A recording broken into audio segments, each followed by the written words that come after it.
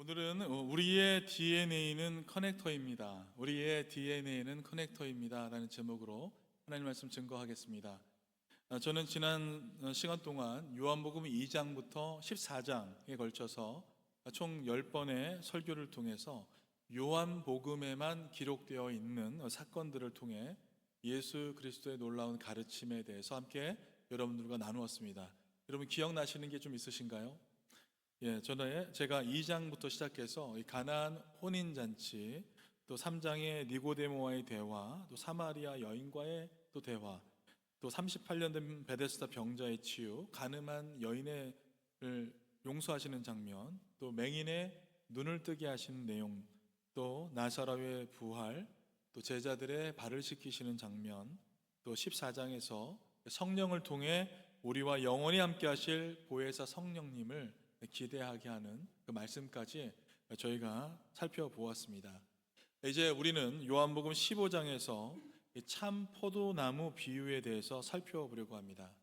지난 10번의 그 설교를 통해서 깨달은 진리를 바탕으로 해서 요한복음 15장의 말씀을 통해 우리 삶의 방향성과 목적을 발견하고 또 예수 그리스도와 연결된 삶을 통해서 세상을 변화시키는 선교적인 삶을 살아가기로 결단하는 오늘 이 시간이 되기를 간절히 소원합니다. 먼저 오늘 본문의 배경을 한번 살펴보기를 원합니다. 예수님께서는 요한복음 14장 31절, 그러니까 오늘 본문의 바로 전장인 마지막 절에 31절에서 이렇게 얘기하세요. 일어나라 여기를 떠나자. 이렇게 얘기하십니다. 일어나라 여기를 떠나자. 이렇게 말씀하신 이후에 제자들과 함께 마가의 다락방을 떠나시게 되십니다. 이후에 곧바로 겟세마네로 가셨는지 아니면 다른 곳에서 추가적인 가르침을 주셨는지 명확하지는 않지만 요한복음 15장에서 예수님이 말씀하신 참 포도나무 비유를 고려할 때 아마도 성전에서 이를 가르치셨을 가능성도 있다, 이런 말이 있습니다.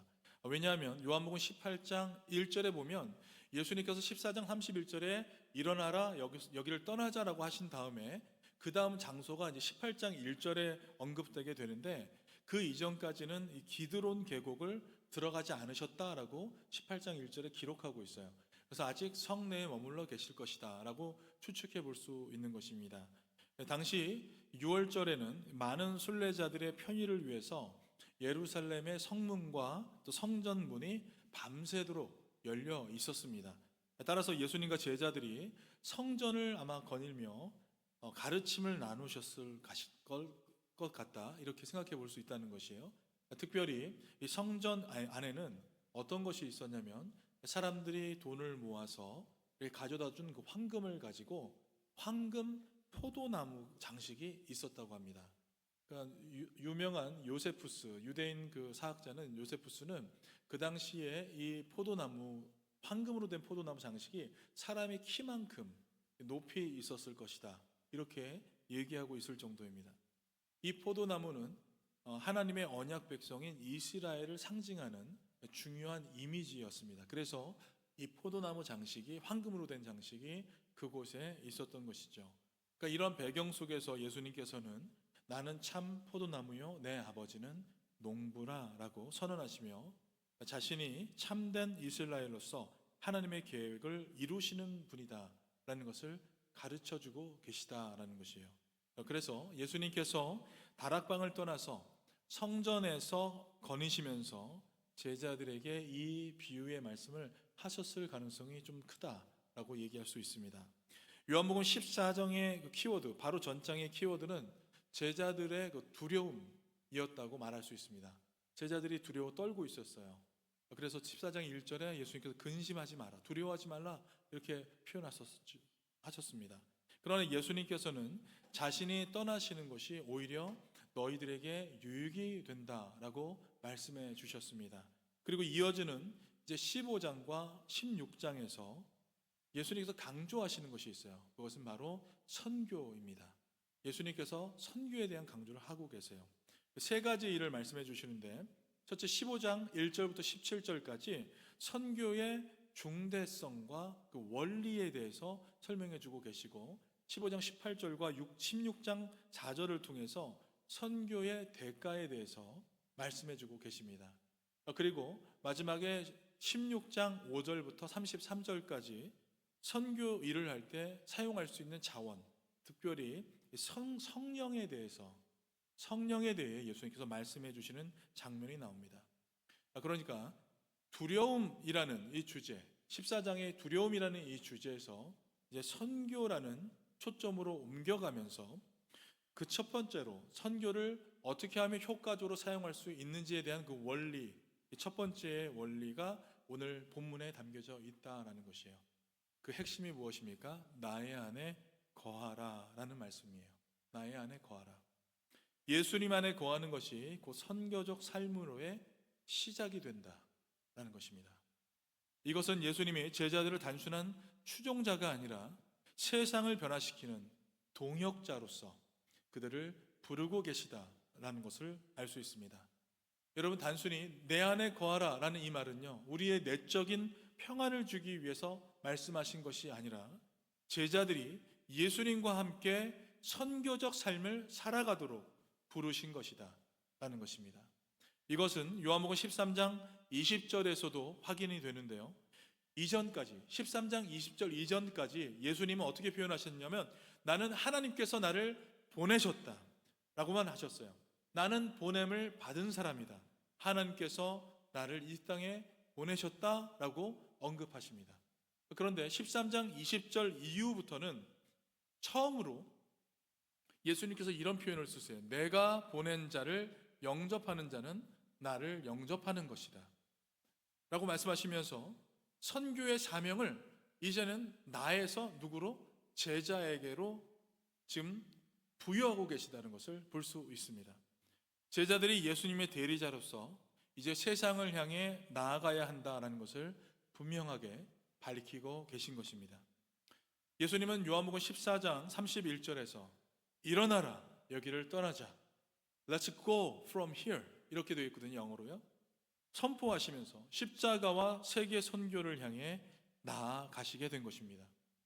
여러분, 이것은 단순한 이동이 아닙니다.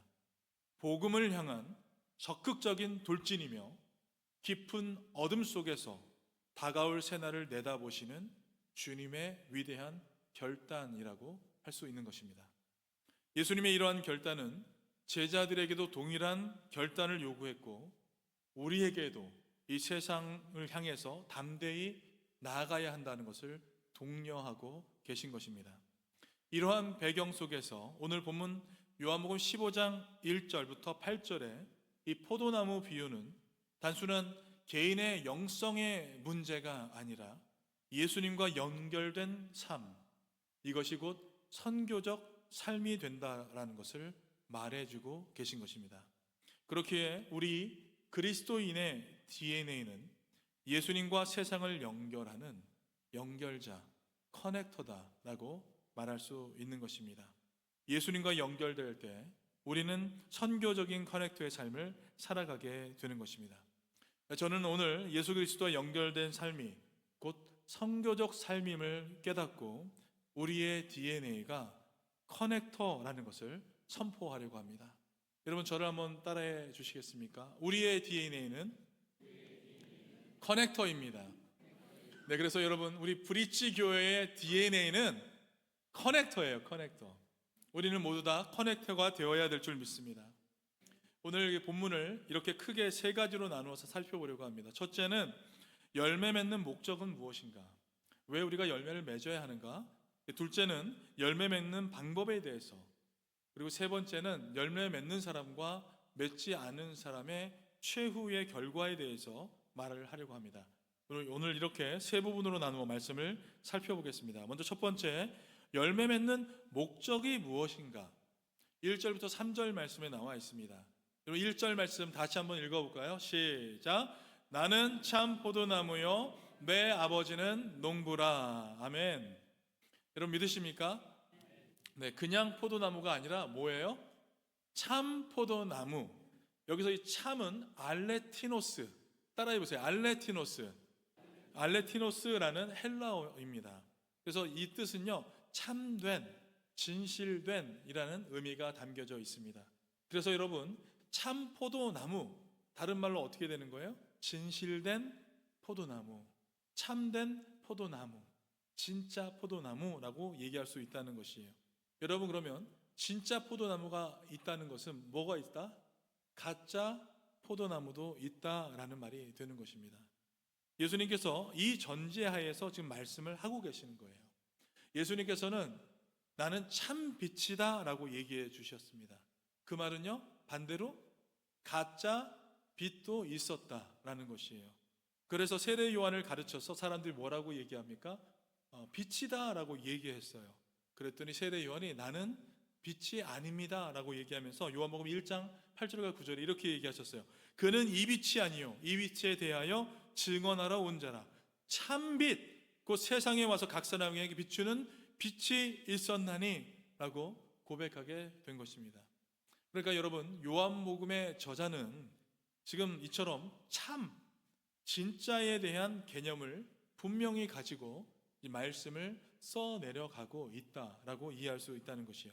그렇다면 여러분, 가짜 포도나무는 무엇을 의미하는 것일까요? 네, 가짜 포도나무는 이스라엘을 가리키고 있습니다. 성경은 이스라엘을 포도나무에 많이 비유하고 있어요. 그래서 예레미야 2장 21절, 12장 10절과 11절, 에스겔 15장, 또 17장, 호세아 10장에서도 이스라엘을 포도나무로 비유하면서 얘기가 계속해서 나오고 있습니다. 그 중에 시편 80편 8절 말씀 한번 보시면 이렇게 표현하고 있어요. 주께서 한 포도나무를 애굽에서 가져다가 민족들 가운데 심으셨고, 무슨 말이죠? 출애굽하셨던 장면을 묘사하신 거예요. 그리고 나라들 앞에 그 뿌리를 내리셨나이다 라고 얘기하고 있습니다. 그 후에 이 나무가, 그 뿌리가 깊이 박혀서 그 나무의 그늘이 산들을 가리고, 가지는 하나님의 백향목 같고, 가지가 바닥까지 뻗게 되어서 풍성한 열매를 맺기를 바라셨다라고 이사야에서 그렇게 기록하고 있어요. 그런데 여러분, 어떻게 됐습니까? 그렇게 했을까요? 그렇게 하지 못했습니다. 그래서 이사야 5장 1절과 2절에 보면 이렇게 말씀을 하고 있습니다. 나는 내가 사랑하는 자를 위하여 노래하되 내가 사랑하는 자의 포도원을 노래하리라. 내가 사랑하는 자에게 포도원이 있으며 심히 기름진 사내로라. 땅을 파서 돌을 제하고 극상품 포도나무를 심었도다. 그 중에 세웠고 망대를 세웠고 또 그 안에 술틀을 팠도다. 좋은 포도 맺기를 바랬더니 들포도를 맺었도다. 주님께서 애굽에서 한 포도나무를 가져다가 가나안 땅에 심으셨습니다. 누구입니까? 이스라엘이죠. 그 땅에 돌을 제거하고 극상품 포도나무를 심으셨어요. 그리고 좋은 열매 맺기를 기대했는데 좋은 열매를 맺지 못하고 들포도를 맺었다. 그렇게 기록하고 있습니다. 여러분, 여기 개역개정에는 들포도라고 표현하고 있는데 NIV에서는 영어로 어떻게 되냐면 bad fruit이라고 썼어요. 맛이 좋지 않은. 그런데 여러분, 원어에서는 이 단어를 어떻게 표현했냐면 부패한 포도, 독포도를 맺었다. 그렇게 기록하고 있습니다. 극상품 포도나무를 심으셨던 주님께서 받아보신 것은 부패한 독포도였다. 이사야 49장 6절에서 말하는 이방의 빛이 되고 하나님의 구원을 땅끝까지 이르게 해야 하는 그 민족이 그렇게 하지 못했다라는 것입니다. 그래서 이 포도나무를 심판하시는 내용이 이사야서에 나오게 되는 것입니다.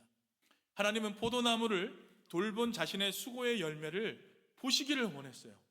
지금껏 돌봤던 이 포도나무의 열매를 보기를 원했습니다. 그런데 그들은 그 열매를 맺지 못하고 도리어 독포도를 맺게 된 것입니다. 그래서 여러분, 하나님이 어떻게 하세요? 하나님이 진짜 포도나무인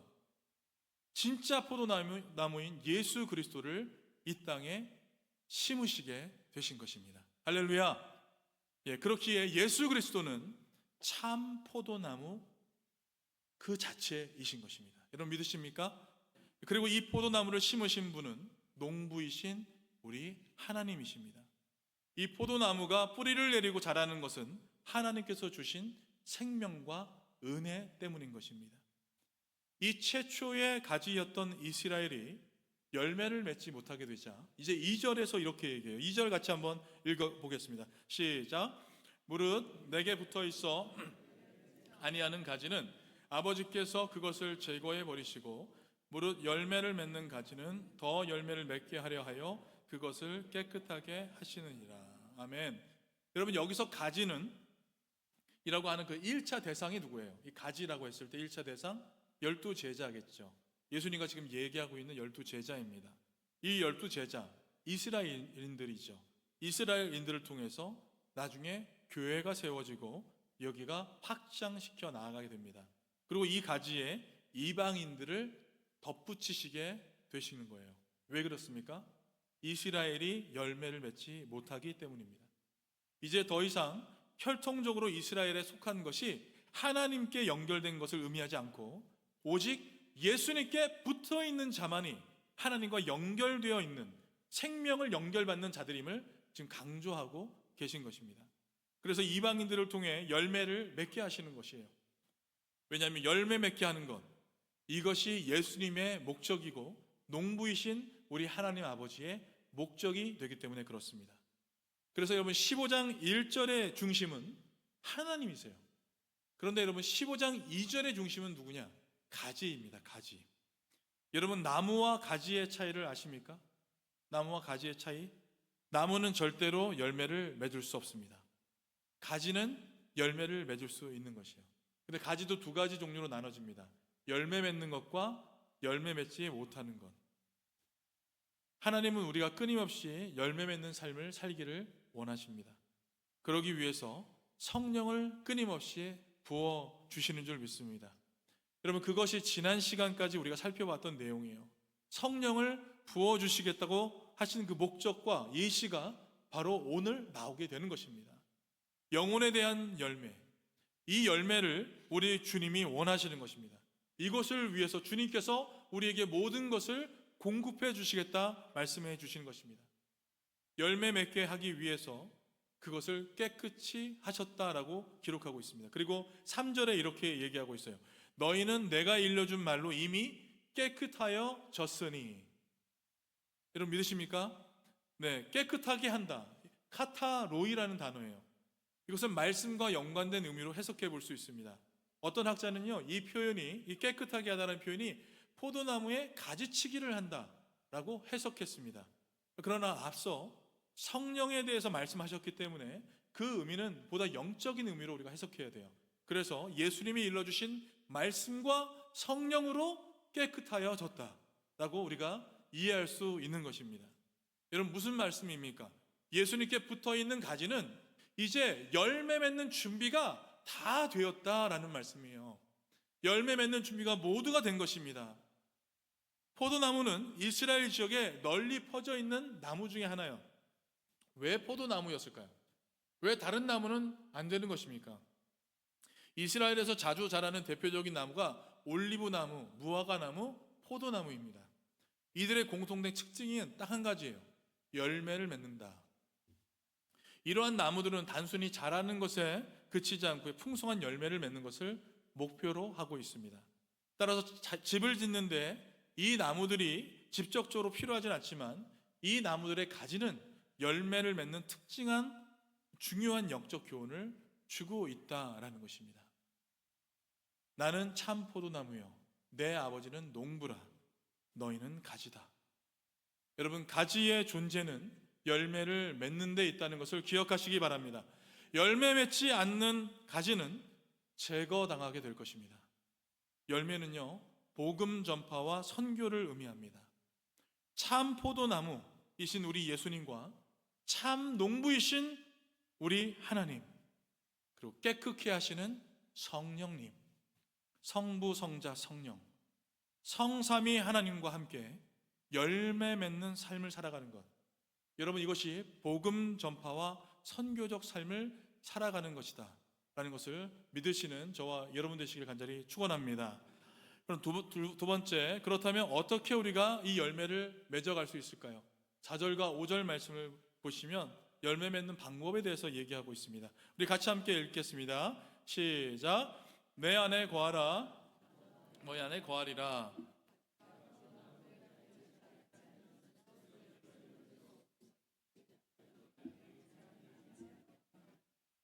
나는 포도나무요 너희는 가지라.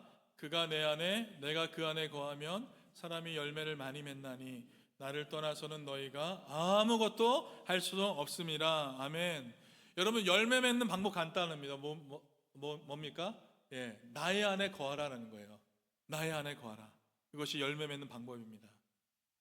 내 안에 거하라. 나도 너희 안에 거하리라.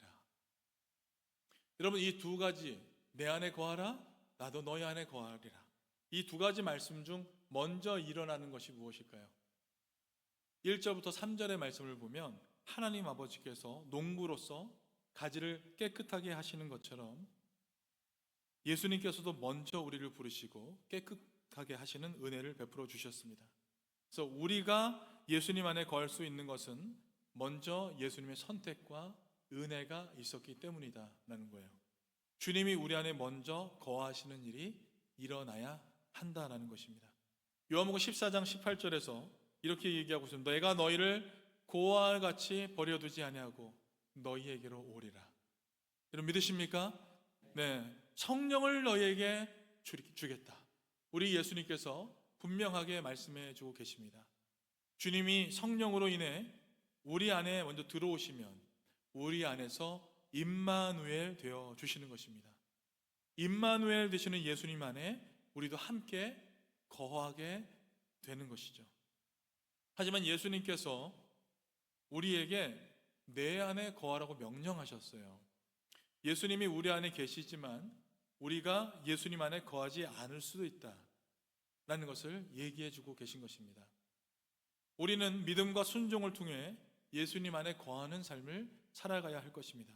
따라서 예수님께서 우리 안에 거하시는 것은 그분의 주도적인 은혜이며 우리가 예수님 안에 거하며 살아가는 것은 그 은혜에 대한 우리의 능동적인 반응인 줄 믿습니다. 나무가 열매 맺기 위해서 여러분 힘을 쓰는 소리 들어보신 적 있으세요? 나무가 열매를 맺기 위해서 온 힘을 다 쓰는 소리 들어보셨습니까? 그런 나무는 없습니다. 가지는 나무에 붙어만 있으면 열매를 맺게 되는 것이에요. 내가 얼마만큼 하나님의 말씀을 순종하는가, 그만큼 열매를 맺게 되는 것입니다. 그래서 여러분, 순종하는 것이 열매 맺는 비결인 것입니다. 요한복음 15장 1절부터 8절까지 중심 단어가 있어요. 이게 무엇이냐면 열매입니다. 열매. 요한복음 전체에서 이 열매라는 단어가 10번 나오게 되는데 그 중에 8번이 15장에서 집중되어 있어요.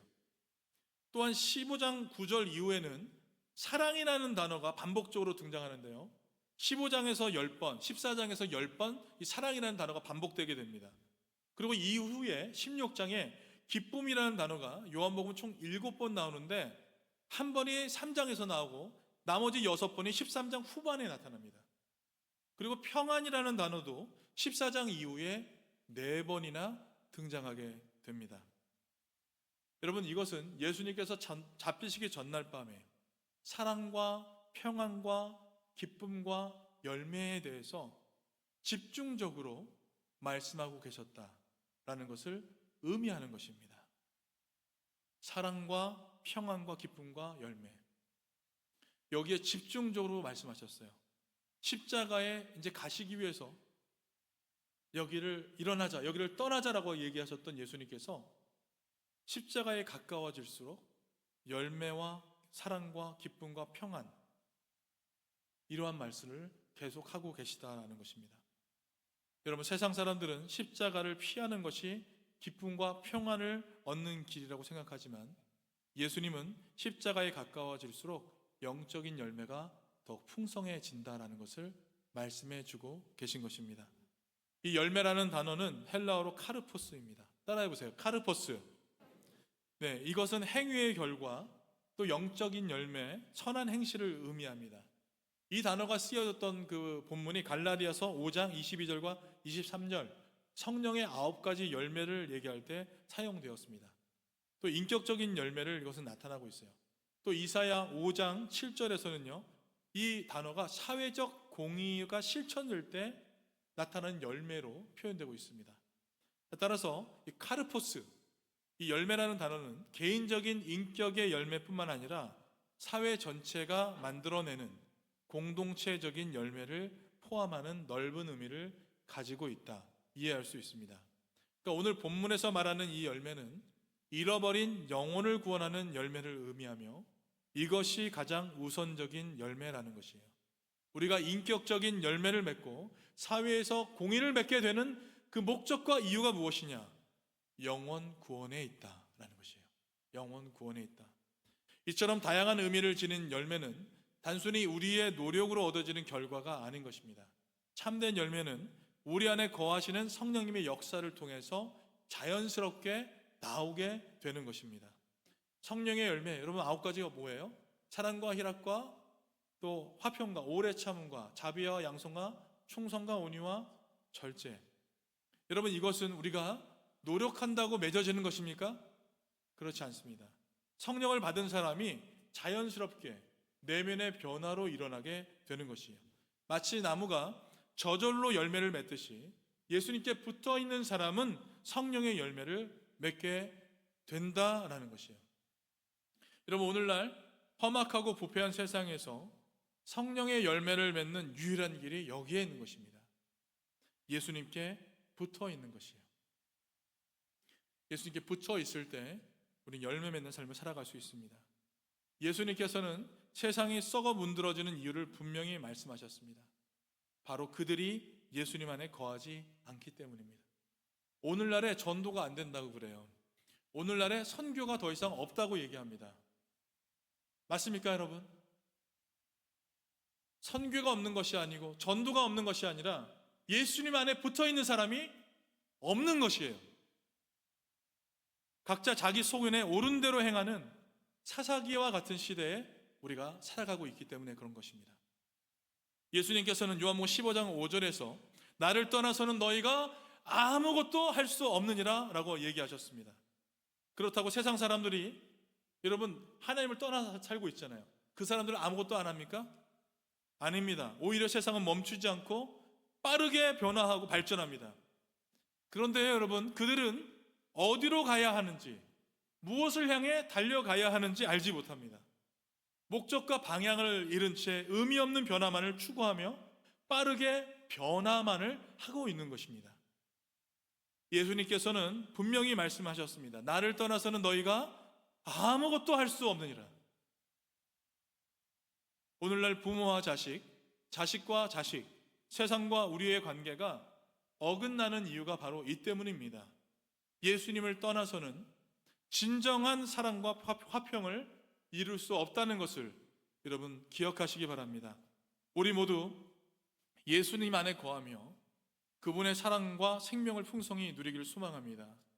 예수님과의 지속적인 교제와 순종을 통해서 우리는 맺고 싶지 않아도 자연스럽게 맺어지는 이 성령의 열매를 맺고 세상을 변화시키는 도구로 쓰임 받기를 간절히 원합니다.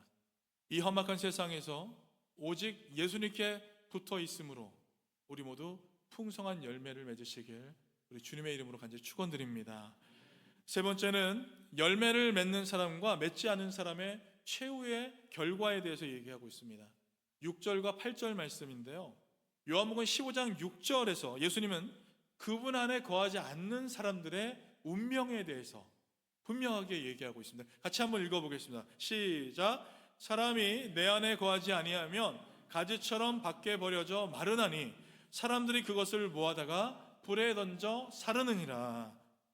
여러분, 마치 포도나무에서 떨어져 마른 가지가 불에 던져지듯이 예수님과 단절된 삶은 결국 멸망을 맞이하게 될 것입니다. 교회에 오래 다녔음에도 불구하고 자신을 통해 단 한 명의 영혼도 구원하지 못했다면 오늘 이 말씀의 심각성을 깊이 깨달아야 할 것입니다. 7절에서 예수님은 하나님의 말씀이 우리 안에 살아 움직여서 우리의 영혼을 변화시킬 때 우리가 간구하는 모든 것을 얻게 될 것이라 말씀하고 있습니다. 여러분, 이것이 바로 그리스도인의 정체성입니다. 열매 맺기 위해서 간구해야 되는 것이에요. 죽어가는 영혼을 살리는 일보다 더 중요한 간구는 없는 것입니다. 여러분, 이것이 우리의 본질적인 정체성인 줄 믿으시기 바랍니다. 저는 최근에 이제 갑작스럽게 우리 소천하신 성도님의 죽음을 통해 복음을 전할 기회를 놓친 것에 대한 안타까움을 갖게 되었습니다. 우리에게는 이런 절박함과 간절함이 있어야 하는 것입니다. 영혼을 생명의 길로 인도하는 이 전도의 사명을 위해서 기도하면서 중보해야 한다는 것이에요. 여러분, 전도해야 되는 대상이 있으세요? 기도하시기 바랍니다. 간구하시기 바랍니다. 이것이 우리의 의지나 열정으로 되는 문제가 결코 아닙니다. 오직 예수님께 붙어 있을 때, 그분의 말씀을 묵상하고 간절히 기도할 때 여러분, 전도가 이루어지게 되는 줄 믿습니다. 이것이 우리가 해야 할 일입니다. 더 나아가 예수님 안에 거한다는 것은 단순히 수동적인 상태를 의미하는 것이 아닙니다. 우리 안에 계셔서 끊임없이 말씀하고 계시는 성령 하나님의 음성에 귀 기울이고 그분의 말씀에 순종하며 살아가는 것입니다. 여러분, 한번 생각해 보세요. 하나님이 우리 안에 계세요. 근데 여러분, 그 하나님 우리 안에 가만히 계실까요? 어떻게 생각하세요? 하나님 우리 안에 계세요. 하나님 우리 안에서 가만히 계세요? 그렇지 않습니다. 하나님 우리 안에 들어오셔서 끊임없이 무엇인가를 하고 계세요. 뭘 하고 계실까요? 우리 하나님은 말씀하시는 하나님이신 줄 믿습니다. 말씀하세요. 15장 7절 말씀을 한번 보겠습니다. 15장 7절 다 같이 한번 읽겠습니다. 시작. 너희가 내 안에 거하고 내 말이 너희 안에 거하면 무엇이든지 원하는 대로 구하라. 그리하면 이루리라. 여러분, 여기서 뭐라고 얘기하고 있어요? 내 말이 너희 안에 거하면. 이것은 예수님께서 끊임없이 말씀하는 분이시다는 것을 보여주시는 것입니다. 그렇게 여러분, 주님이 내 안에 계셔서 끊임없이 말씀을 하고 계시는데 그 예수님에 대한 말씀에 반응하는 것, 이것이 너무나 중요하다는 것이에요. 여러분, 우리도 신앙생활을 하면서 자신만의 스타일이 있죠. 그러나 여러분, 우리 안에 말씀하시는 성령 하나님, 그 하나님께서 어떻게 말씀하시는지 여러분, 그것이 따라가는 것이 우리의 스타일보다 더 중요한 것입니다. 열매 맺는 비결은요, 팔을 걷어붙이고 열심히 일하는 것 아닙니다. 주님이 주시는 말씀을 듣고 비록 내 생각과 내 스타일이 다를지라도 그 말씀을 따라서 살아가는 것입니다. 하나님의 음성을 무시하는 것은 가지가 나무에 붙어 있지 않는 것과 같습니다. 사랑하는 성도 여러분, 우리 안에 계셔서 성령 말씀하시는 그 성령 하나님의 음성에 귀 기울이는 우리가 되기를 원합니다. 그분의 인도하심에 따라 순종하시기 바랍니다. 여러분, 이것이 가지가 나무에 붙어 있다, 가지가 나무에 붙어 있는 비법입니다. 포도나무이신 예수님께 붙어 있으십시오 라고 얘기할 때 그 말씀은 교회에 나오라는 말씀이 아니에요. 내 안에 계신 성령 하나님의 말씀에 순종하며 살아가는 것이다. 여러분, 믿으십니까? 하나님이 순종하라고 하실 때 아멘하고 순종하는 것이 붙어 있다라는 의미가 된다는 것입니다. 교회가 분립될 것이다. 저희 교회가 이제 분립돼서 나왔잖아요. 교회가 분립될 것이다 라고 소식을 듣고서 많은 분들이 저희 교회에 참여한다는 얘기를 제가 듣게 되었습니다. 그 중에 한 분은요, 40일 동안 분립개척 참여를 위해서 기도하셨는데, 아니, 기도하는 중에 길을 가다 보면 브릿지라는 단어가 보이고요, 꿈에도 브릿지, 진짜 브릿지, 다리가 보이고요, 심지어 어떤 곳에서는 이전까지 여러 차례 그 길을 다니면서 보지 못했던 글씨가, 간판이 보이게 된 거예요. 그 간판이 뭐라고 써있냐면 브릿지 처치, 브릿지 교회라는 것을 보게 되었어요. 그래서 순종하는 마음으로 우리 분립개척 멤버로 들어오시게 되었습니다. 여러분, 일상에서 우리가 살아갈 때도 마찬가지예요. 성령의 음성에 민감하게 우리가 반응해야 될 줄 믿습니다. 아마 여기에 모이신 또 분들도 우리 브릿지 교회에 오시게 된 계기도 아마 이 순종하심이 있지 않았을까 생각이 됩니다. 여러분, 세상은요, 교회의 의에 목말라 하고 있습니다. 그리스도인의 진정한 의미는 여러분 무엇이에요? 베풀며 살아가는 것입니다. 손해를 보더라도 나누는 것입니다. 길 가다가 불쌍한 사람이 보일 때 긍휼이 마음에 들어온다면 나누시기 바랍니다. 여러분, 이것이 순종하는 것이에요. 저도 예전에 길을 가다가, 차를 타고 가다가 누가 이렇게 달라고 하잖아요. 그 예전에 줬어요. 근데 어떤 분이 그러시더라고요. 저 사람들 나중에 다 자리 털고 일어나서 걸어가, 좋은 차 타고 가, 이렇게 표현하시더라고요. 그래서 제가 그 얘기를 듣고서 그 다음부터 보면은 안 줬어요. 근데 계속 마음속에 이게 찝찝한 그 아시죠? 베풀고 싶은 마음이 있는데, 안타까운 마음이 있는데, 그 생각에 갇혀가지고 제가 하지 않고 있는 제 모습을 보게 됐습니다. 여러분, 그런 마음이 들 때 성령님, 내 안에 계신 성령님이 말씀하시는구나, 여러분 생각하시고 나누시기 바랍니다. 그럴 때 여러분, 성령이 역사하실 줄 믿습니다. 예수님께서는 나를 떠나서는 너희가 아무것도 할 수 없다 라고 말씀해 주셨습니다. 하나님을 떠나서는 우리가 이러한 호의를 베풀 수 없습니다. 세상에서 우리는 열매 맺는 삶을 살아갈 수 없다는 것이에요. 그러므로 우리가 기억해야 합니다. 우리는 하나님의 관계 안으로 부르심을 받은 것이에요. 하나님의 관계 안으로 부르심을 받은 것입니다. 사명을 위해 부름받은 사람들이 아닙니다. 여러분, 사명, 열매 맺는 것은요, 우리 몫이 아닙니다. 하나님 안에 붙어 있을 때 원하든 원치 않든 자연스럽게 이 사명은 이루어지게 될 것이에요. 그래서 하나님의 부르심은 사명으로의 부르심이 아니라 하나님의 관계 안으로의 부르심이다. 여러분, 기억하시기 바랍니다. 주님 안에 붙어 있을 때 우리 안에 이러한 열매가 맺히게 될 것입니다. 우리가 원하든 원치 않든 예수님의 말씀에 붙어 있을 때, 순종할 때, 그때 우리는 성령의 열매를 맺게 될 것입니다. 세상 안의 조직은요, 우리의 영혼과 육체를 갉아먹습니다. 세월이 지날수록 우리의 영혼과 육체를 갉아먹어요. 그러나 예수님은 우리의 생명 되십니다. 세상은 우리 아무리 열심을 해도 우리에게 죽음을 요구하지만 예수님은 죽음을 통해 우리에게 생명을 주시는 놀라운 섭리를 보여주셨습니다. 이 땅에 진정으로 우리에게 생명을 주러 오신 분은 예수님 한 분밖에 없는 것입니다. 그 예수님께 붙어 있을 때, 그 예수님과 연결되어 있을 때 우리는 생명을 잉태하는 커넥터로 살아가게 될 줄 믿습니다. 말씀을 맺겠습니다. 요한복음 15장 1절과 8절은 예수님 안에 거하는 것을 통해 선교적 삶을 살라고 우리에게 권면하고 있습니다. 여러분, 우리 모두는 예수님 안에 거하며 그분의 사랑을 실천하고 세상을 변화시키는 선교의 도구가 되어야 할 줄 믿습니다.